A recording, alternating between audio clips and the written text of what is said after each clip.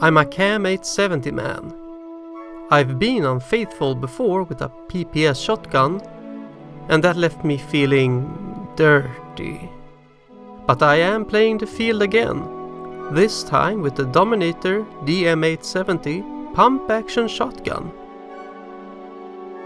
It is attempting to replicate a Remington 870 and derives its system and function from the Tanaka 870 shotgun. This makes me nervous.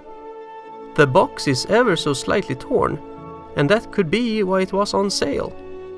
But like we always pretend in romance, it's the inside that counts. In the box I find the barrel, the rest of the replica, 2 shells.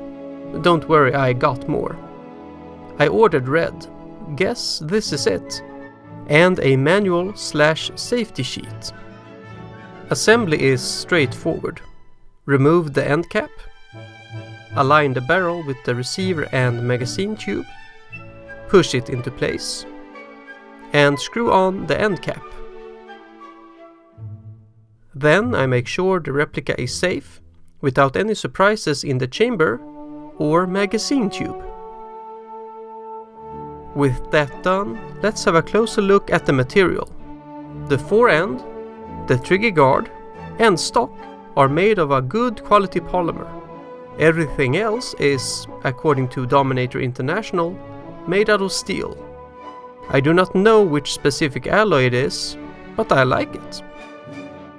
I promised myself I wouldn't compare this too much to the Cam 870, but this is a huge step up in the DM's favor. The material makes it seem like it could take a beating and keep on going. It also has an immaculate finish.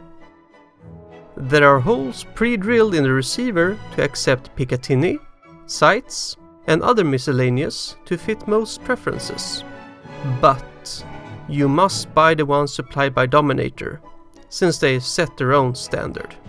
Personally, I would prefer a solid receiver so I can drill the holes I need and use only those, like I did on my Cam 870 for Trijicon RE04 sights. The DM870 has very few markings overall, but on the left side of the receiver, above the trigger, is a serial number, which is nice. However, there are toy gun markings on the barrel just in front of the ejection port and on the trigger guard as well, which removes a bit of realism. On to the nitty-gritty. The DM870, as the name implies, is based on the Remington 870. That being said, there are some odd design choices present that makes this not a true replica, more of a Frankenstein shotgun. The most prominent issues I can see are the ejection port, the end cap, and the barrel. The ejection port on the DM870 is oddly squared, overly deformed, and looks more like a Mossberg 500 or Winchester 1300 ejection port. The end cap is also too boxy and square without a dome, compared to the real one. I see a trend emerging. Apparently they don't like to round things off because they are real squares. But fortunately, real Remington end caps do fit without any adjustment. The tapering of the barrel is also lackluster. It tapers off quickly, in the space of an inch or so, then maintains a constant diameter to the muzzle. Again, a lot like the Winchester 1300. Let's see if we can push this monster's buttons.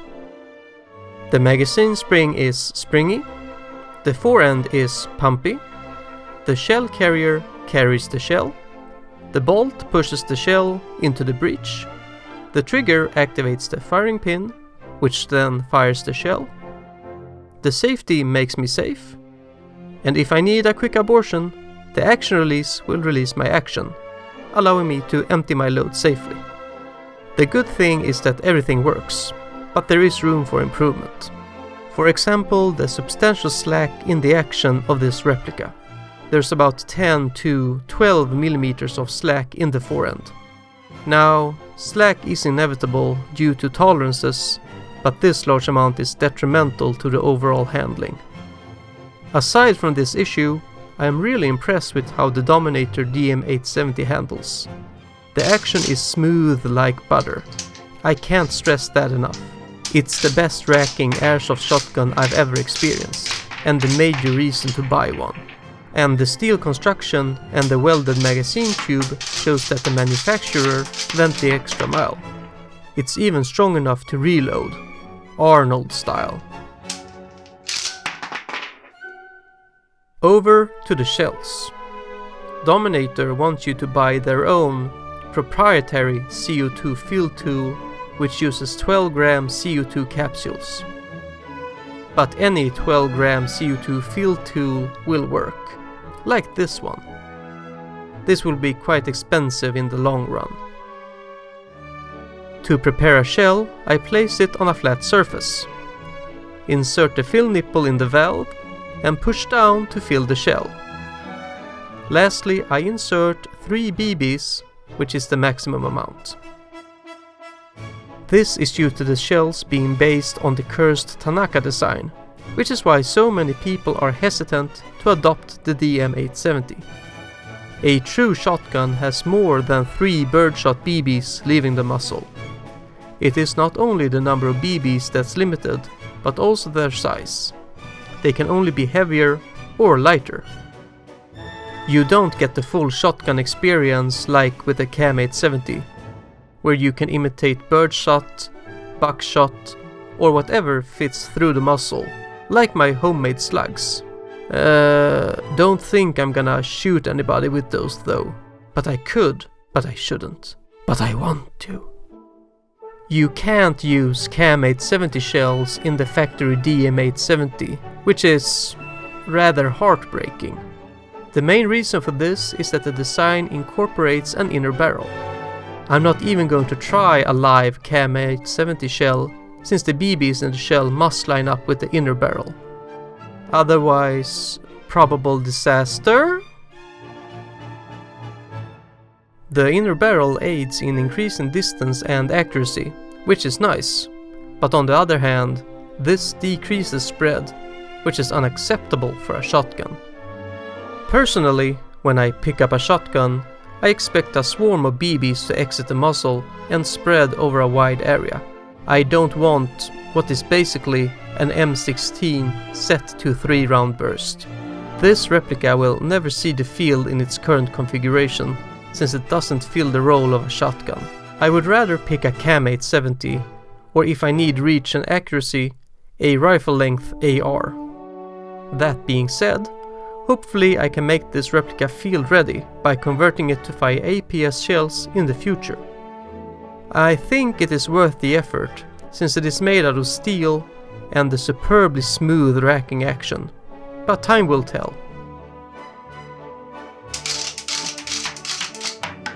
Next time on Special Weapons and Plastic. It's springtime, so I screw around and I pull out just in time. If you can't wait, check out our other videos. Please share and subscribe.